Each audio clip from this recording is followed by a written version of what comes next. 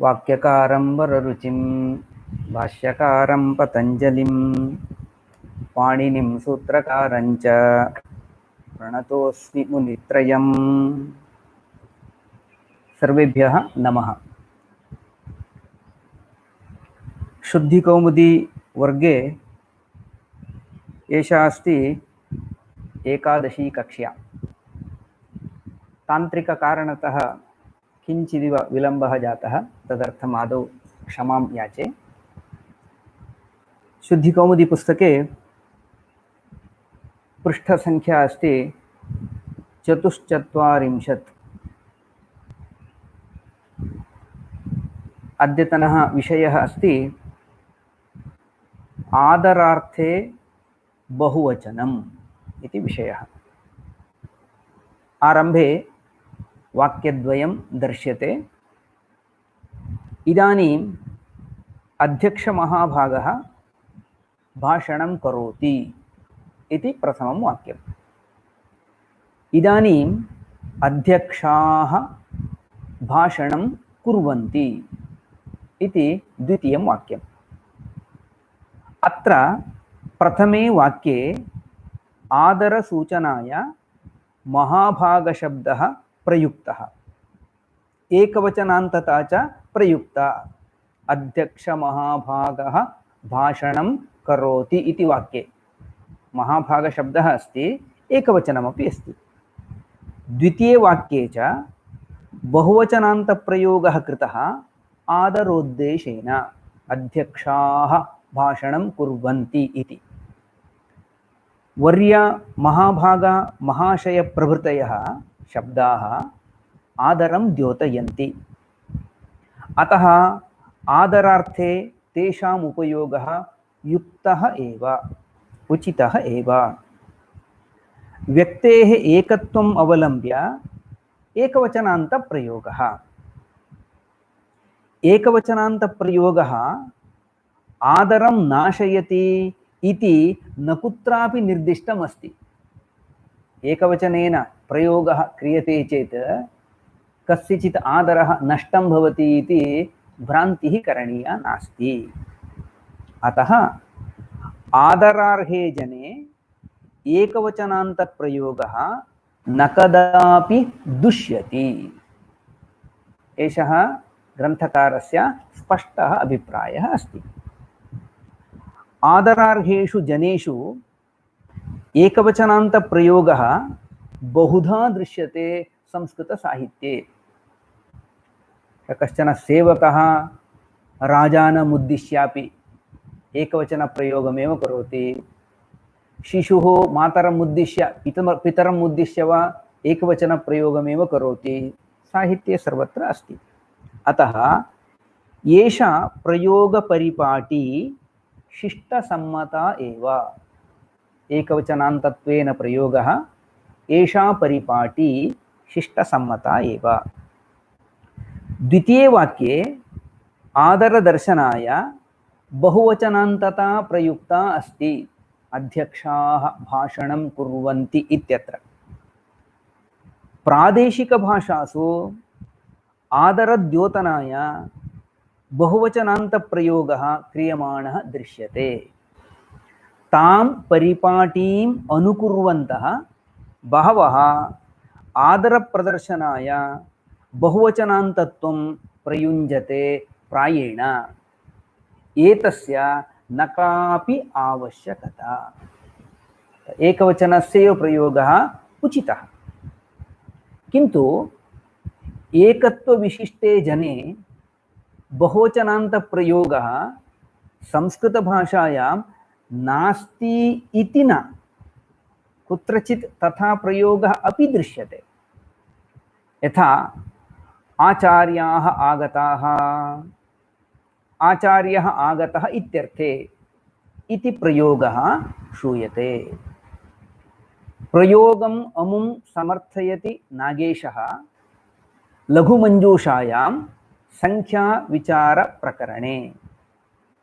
यत्र कोशाद्युदासीनं तत्र यथेच्छम् एकस्मिन् अपि आचार्याः आगताः। आचार्यः आगतः इत्यादि प्रयोगात् इति नागेशस्य पंक्तिः अस्ति। अतः बहुवचनान्त प्रयोगः अशिष्टः इति वक्तुं तो न शक्यते।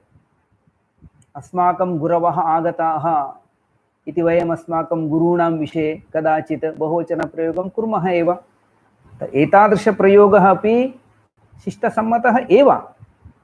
एवं तर्हि व्यवहारे एकवचनान्तप्रयोगस्य अनुकरणं वरम् उत बहुवचनान्तप्रयोगस्य अस्मदादिभिः किं करणीयम् इति प्रश्नः भवति। एकवचनान्तप्रयोगस्य इत्येव उत्तरम्। अस्मादृशैः एकवचनान्तस्य प्रयोगः एव करणीयः, तदेव उत्तमम् इति उक्तम् अस्ति। बहुवचनान्तप्रयोगमोहस्य त्यागः वरम्। अस्माकं सर्वेषां कश्चन मोहः भवति। एकवचनप्रयोगं कुर्मः चेत् सः कदाचित् अन्यथा चिन्तयेत्, तस्य गौरवं न भवेत् इति वदन्तः इति चिन्तयन्तः वयम् अस्माकं कश्चन ज्येष्ठः कार्यकर्ता अस्ति, सोऽयं गिरिधरमहोदयः इति उक्तं चेत् पर्याप्तं। तथापि गिरिधरमहोदयाः आगताः सन्ति, ते इदानीं भाषणं कुर्वन्ति, एते हेगडे महोदयाः इदानीं पाठनं कुर्वन्ति इत्यादि वयं बहुवचनस्य प्रयोगं कुर्मः मोहवशात्। ग्रन्थकारः लिखति तस्य मोहस्य परित्यागः वरम्। एकवचनान्तप्रयोगः एव संस्कृतक्षेत्रे बाहुल्येन इत्यतः तस्य एव अनुसरणं श्रेयसे। एकवचनान्तप्रयोगः आदरहानिं कुर्यात् इति शंका आदौ उत्पाटनीया। अस्माकं मनसि एव उपविष्टा अस्ति तादृशी शंका। एकवचनप्रयोगं कुर्मः चेत् तस्य महाशयस्य आदरस्य हानिः भवति इति शंका उपविष्टा अस्ति, सा प्रथमम् उत्पाटनीया भवति। किन्तु एतदत्र स्मर्तव्यं, गुरौ आत्मनि बहुवचनम् इति वचनम् अनुसृत्य आचार्याः आगताः, वयमिह परितुष्टाः वल्कलैः, साधयामः वयम् इत्यादयः प्रयोगाः कृताः दृश्यन्ते प्राचीनैः। एतेषां वाक्यानां विषये पूर्वं चिन्तनं कृतमेव अस्ति। सर्वत्र बहुवचनान्तप्रयोगः कृतः न दृश्यते। एतादृशाः केचन प्रयोगाः सन्ति एव। एवं चेदपि सर्वत्रापि बहुवचनान्तप्रयोगः एव कृतः अस्ति इति न दृश्यते। अतः केषुचित् प्रसङ्गेषु वयम् अस्मद्गुरवः आगताः सन्ति, एते स्वामिपादाः किमपि वदन्ति इति केषुचित् प्रसङ्गेषु बहुवचनप्रयोगं कुर्मः चेत् न दोषाय। तो सामान्यतः व्यवहारे विशिष्य कार्यकर्तारः वयम् अस्माकं स्तरे यस्य कस्यचिद्वा विषये वदेम, एकवचनप्रयोगं कुर्मः एव, न दोषाय। कश्चन महाशयः आगच्छति, वयं वदामः एषः महोदयः संस्कृतभारत्याः अध्यक्षः अस्ति, अध्यक्षमहोदयः अस्ति, सः इदानीं दीपप्रज्वालनं करोति। तथा प्रयोगः पर्याप्तः। अध्यक्षमहोदयाः उपस्थिताः सन्ति, ते इदानीं दीपप्रज्वालनेन वर्गस्य उद्घाटनं करिष्यन्ति इति बहुवचनप्रयोगस्य आवश्यकता नास्ति। गौरवद्योतनार्थं महोदयः, महाशयः, वर्यः, महाभागः इत्यादीनां शब्दानां प्रयोगं कुर्मः एव। तस्य प्रयोगमपि कृत्वा पुनः बहुवचनस्यापि प्रयोगं कुर्मः चेत् तद् नावश्यकम्। अतः एकवचनस्य प्रयोगः एव श्रेयसे। अग्रिमः विषयः अस्ति कर्तृकर्मणोः बहुत्वेपि क्रियापदस्य एकवचनान्तता। बहवः कर्तारः भवन्ति। एते एते एते अयम् इति केचन कर्तारः उच्यन्ते। अनन्तरं तु क्रियापदम् उच्यते एकवचनान्तं भवति। एवमेव बहूनि कर्माणि सन्ति चेदपि क्रियापदे एकवचनस्य प्रयोगः क्रियते कुत्रचित्। यथा रामः लक्ष्मणः सीता च गच्छति गच्छन्ति। किं प्रयोक्तव्यं? रामः लक्ष्मणः सीता च गच्छति इति वक्तव्यम् अथवा गच्छन्ति इति वक्तव्यम् इति प्रश्नः कृतः चेत् अत्र रामः लक्ष्मणः सीता च इति त्रयः कर्तारः सन्ति। समुदितानाम् एतेषां त्रयाणामपि क्रियायां यदा अन्वयः इष्यते तदा क्रियापदस्य बहुवचनत्वं तदा तो गच्छन्ति इति प्रयोगः करणीयः। रामः लक्ष्मणः सीता च गच्छन्ति इति। यदा च चकारप्रयोगबलात् एकैकस्यापि क्रियायां स्वातन्त्र्येण अन्वयः तदा क्रियापदस्य एकवचनत्वम् अपि संगतम् एव। रामः लक्ष्मणः सीता च गच्छति इति यदि उच्यते, रामः गच्छति लक्ष्मणः गच्छति सीता गच्छति इति एकैकस्यापि कर्तुः पृथक् अन्वयः भवति। अनेन न्यायेन सः प्रयोगः अपि साधुः एव। अतः गच्छति इति एकवचनान्तप्रयोगः अपि साधुः एव। तर्हि एकवचनान्तत्वमपि शुद्धम् इति भवन्तः वदन्ति चेत् तत्र प्रमाणं किं? शिष्टानां प्रयोगः अस्ति किम् इति प्रश्नः भवति। किमत्र प्रमाणम्? अधो निर्दिष्टानि कानिचित् उदाहरणानि परिशील्यन्ताम्। प्रथमम् उदाहरणमस्ति आदित्यचन्द्रावनिलो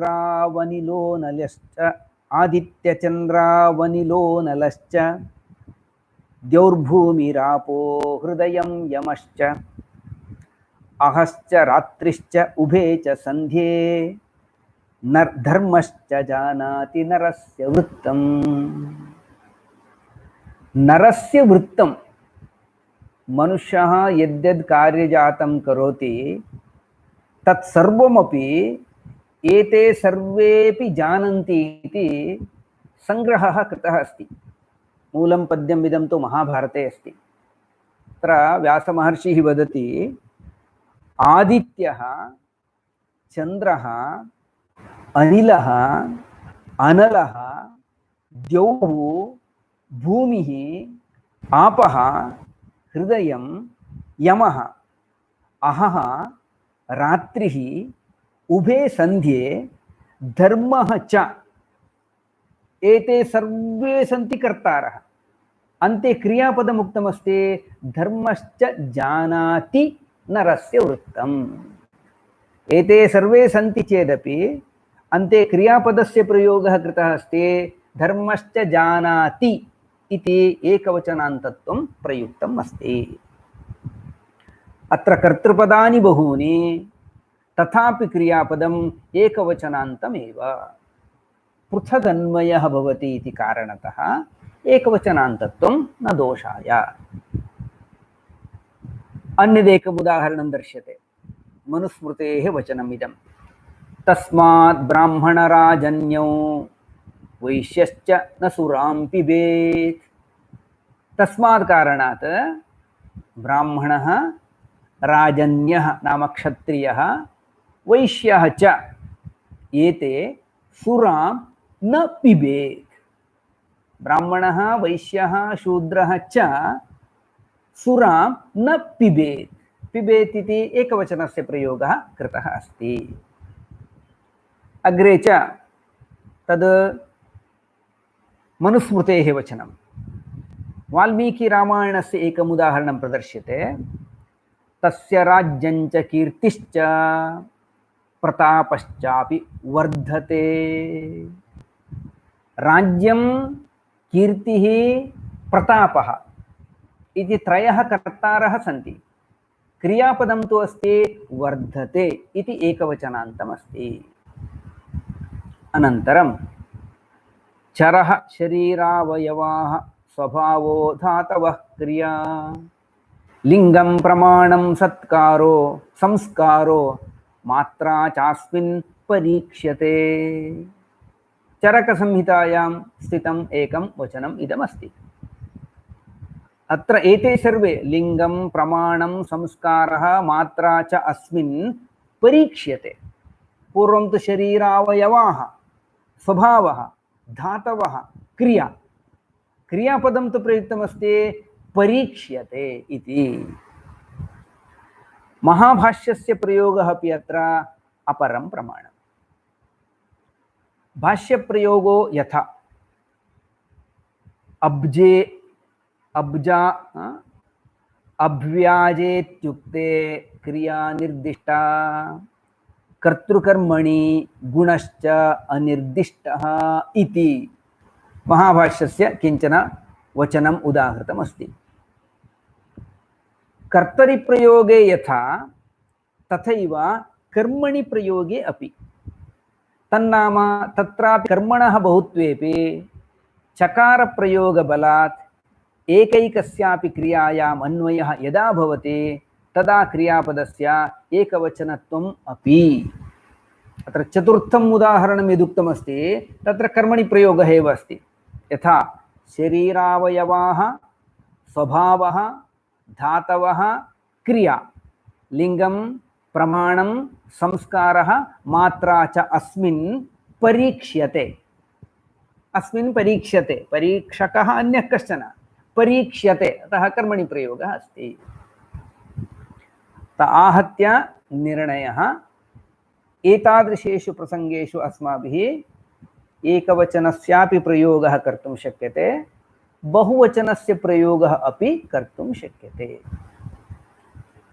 वयम् अस्माकं सामान्य संभाषणादिषु रामः कृष्णश्च गच्छति इत्येव प्रयोगं कुर्मः। रामः कृष्णश्च गच्छन्ति इति तु सर्वथा न वक्तव्यम्। यदि एकवचनं वक्तुं न इष्यते रामः कृष्णश्च गच्छतः इति वक्तव्यम् अथवा रामः कृष्णः च गच्छति इति वा वक्तव्यम्। यदि कर्तारौ द्वौ स्तः तदा तु क्रियापदमपि द्वित्वसंख्याविशिष्टमेव भवेत्। अग्रिमः शब्दः अस्ति दंपती। वाक्यम् उक्तमस्ति अद्य कार्यक्रमे दंपती आगता आसीत्। अशुद्धः प्रयोगः।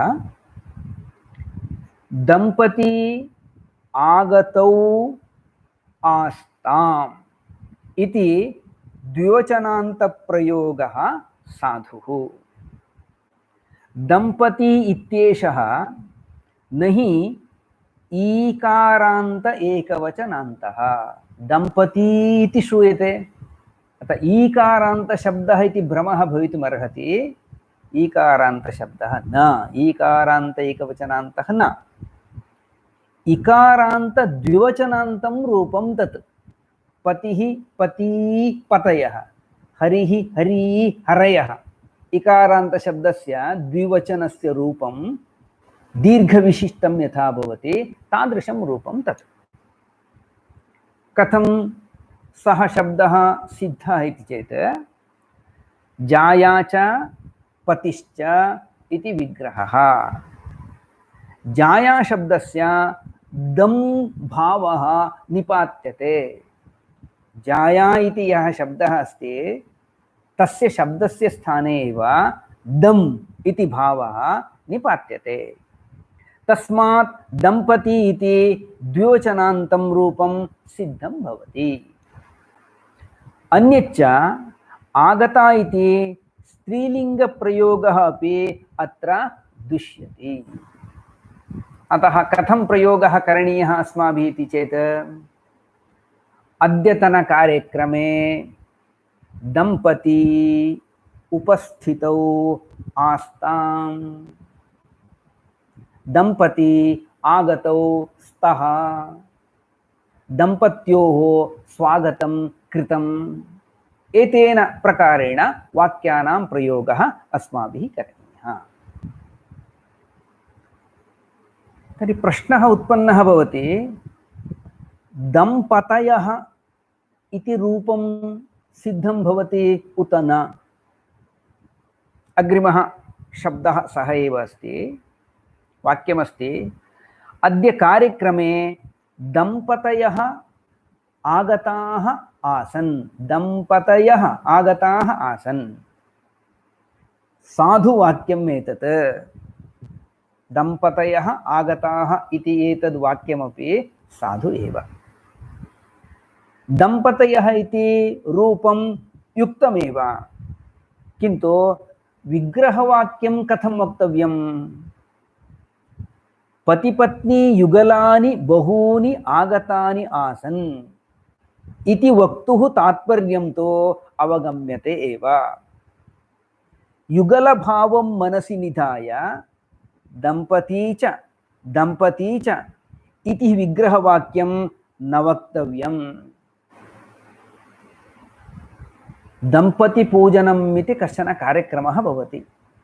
दंपती आगतौ, पुनः दंपती आगतौ, दंपती आगतौ, एवं बहवः आगच्छन्ति चेत् तम् अंशं मनसि निधाय दंपतयः इति बहुवचनप्रयोगः क्रियते इति चेत् क्रियतां नाम।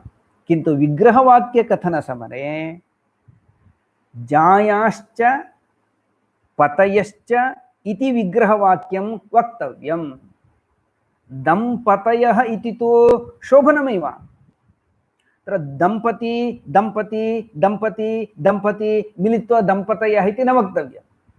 इत्युक्ते तत्र अनेकाः जायाः सन्ति, अनेके पतयः अपि सन्ति।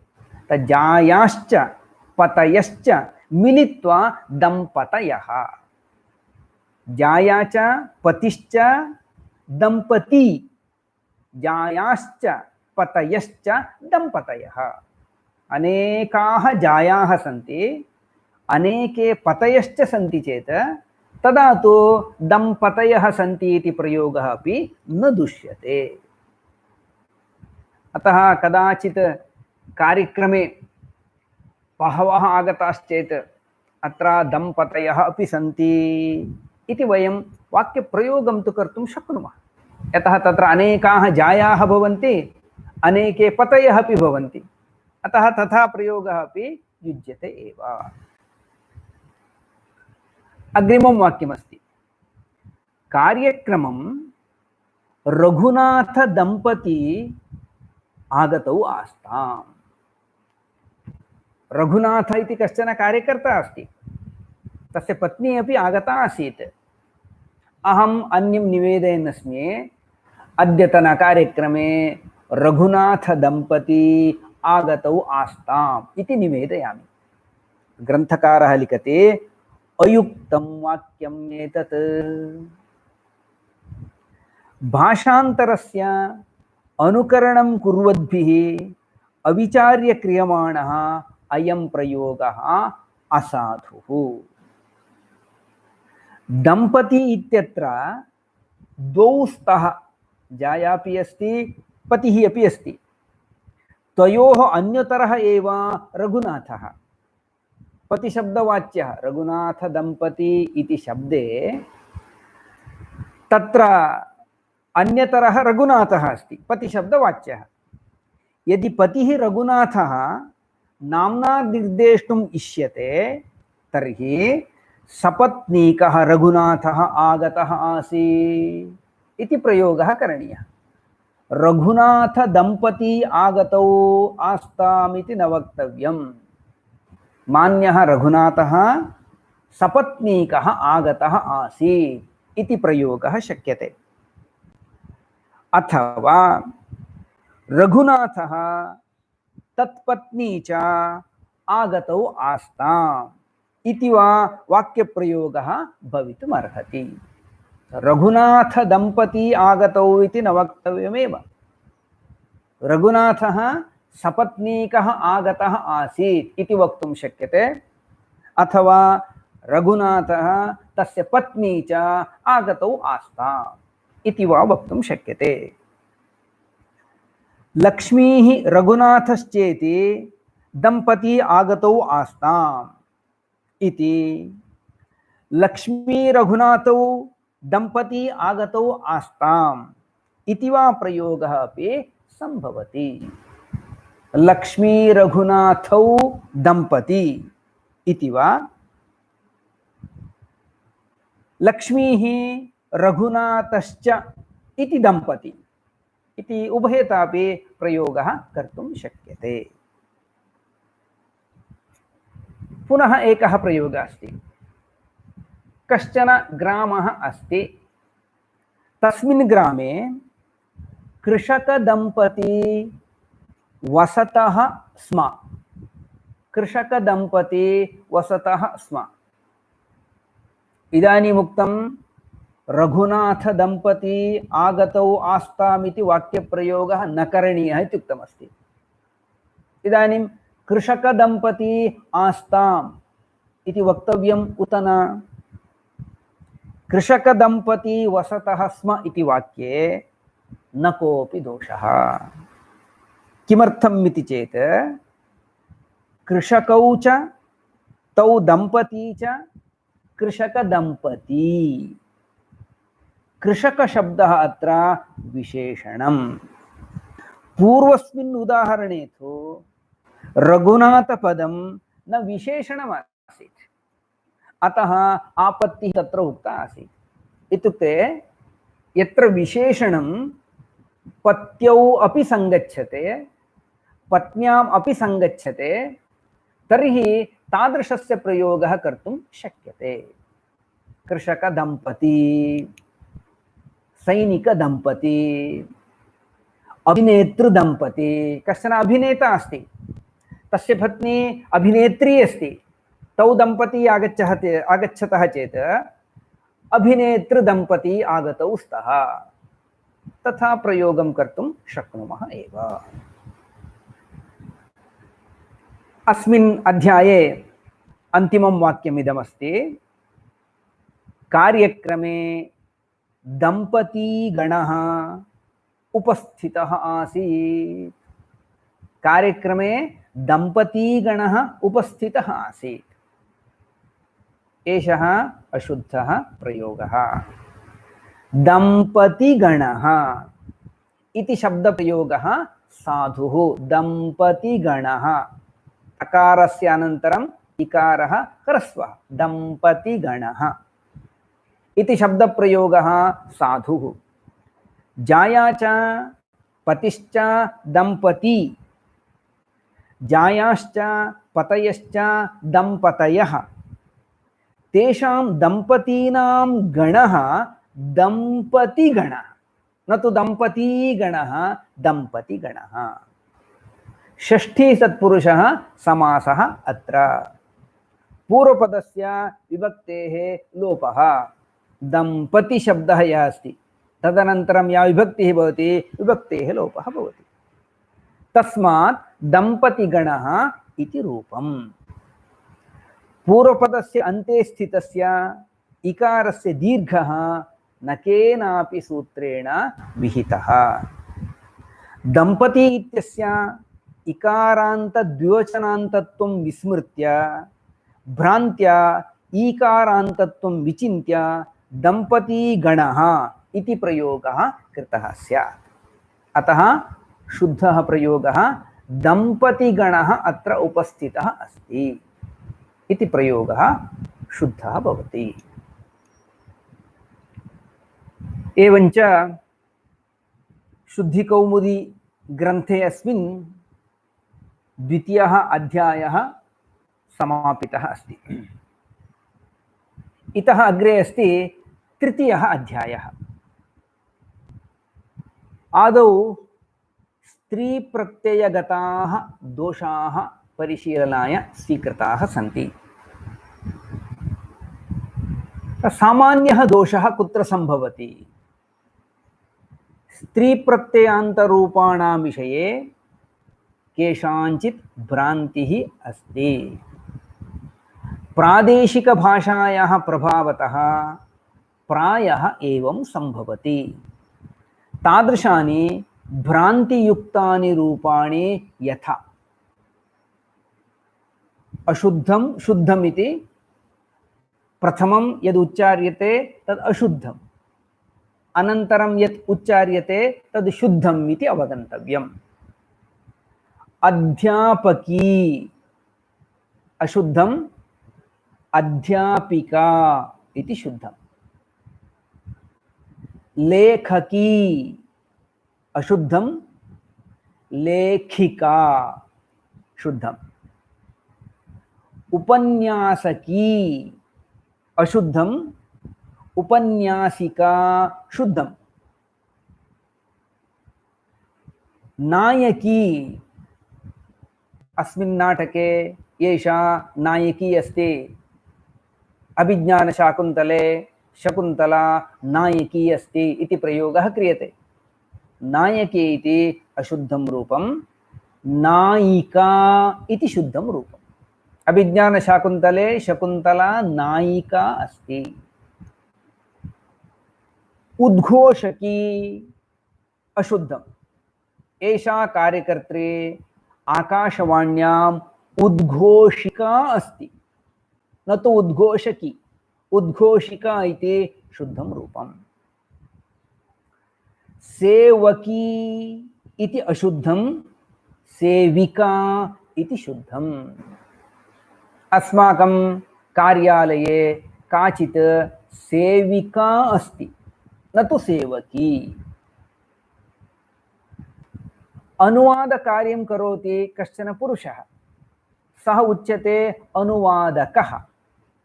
स्त्री यदि तत्कार्यं करोति अनुवादकी इति न वक्तव्यम्, अशुद्धं रूपम्। अनुवादिका इत्येतत् शुद्धं रूपम् अस्ति। एवमेव विभूषकी, विभूषिका अन्यदपि उदाहरणं। विभूषिका इति शुद्धम्। उपाध्यायिनी शिक्षकः अस्ति, शिक्षकः इत्यर्थे एव उपाध्याय शब्दः प्रयुज्यते।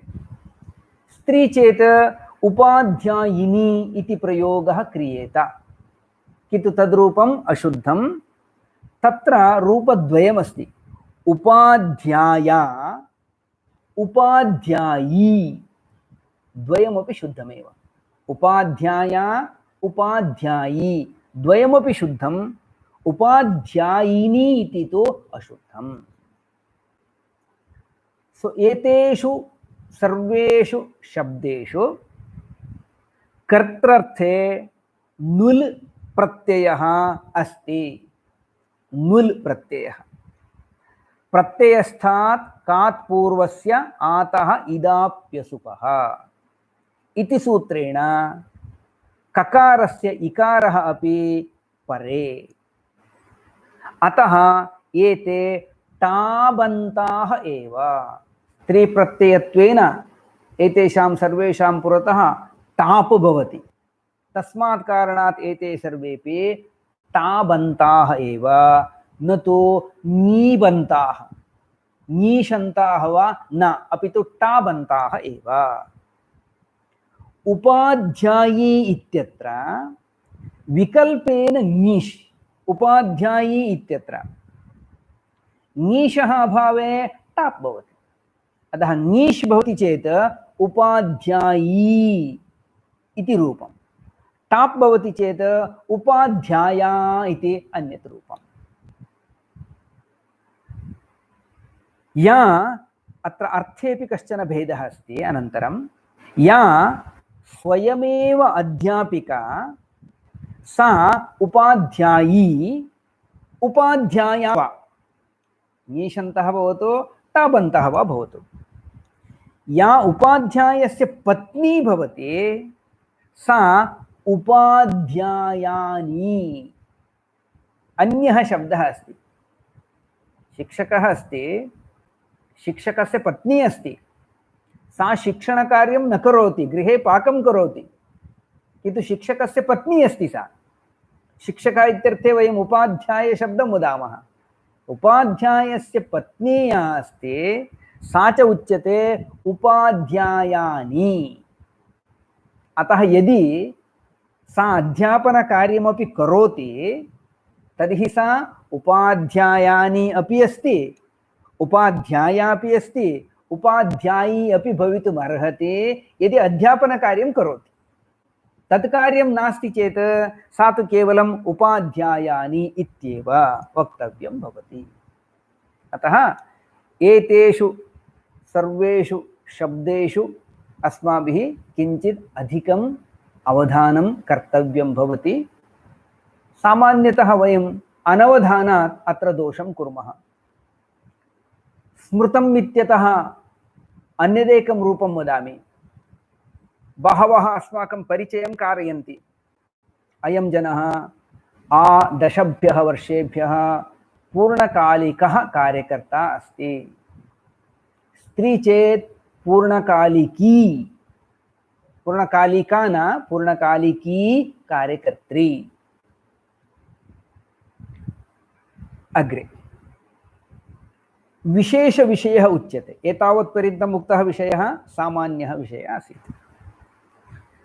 स्त्रीप्रत्ययप्रकरणे एव अन्यानि कानिचन रूपाणि दृश्यन्ते भ्रान्तिमूलकानि। तत्रापि प्रादेशिकभाषाप्रभावः एव कारणं। तानि यथा अशुद्धं रूपमस्ति अध्यक्षिणी, शुद्धं रूपमस्ति अध्यक्षा। अस्मिन् कार्यक्रमे अध्यक्षिणी आगता अस्ति इति वयं वदामः, न कार्यक्रमे अध्यक्षा अस्ति इति वाक्यं वक्तव्यम्। एवमेव सिंहः अस्ति, सिंहस्य स्त्री या अस्ति सा सिंहिणी इति उच्यते।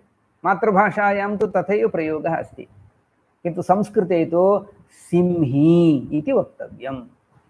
सिंहः सिंहस्य स्त्री भवति सिंही, न तु सिंहिणी। व्याघ्रः व्याघ्री, तत्र अस्माकं संशयः न भवति, किन्तु सिंहः सिंहिणी इति वदामः बहवः, किन्तु तत्रापि सिंही इत्येव वक्तव्यम्।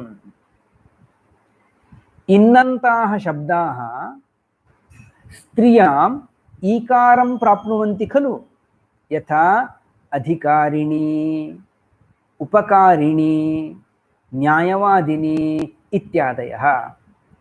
तेषां सादृश्यं मनसि निधाय अध्यक्षिणी, सिंहिणी इत्यादीनि रूपाणि प्रयुज्यन्ते प्रायः, किन्तु तथा प्रयोगः न करणीयः। अग्रिमः शब्दः अस्ति नर्तकी।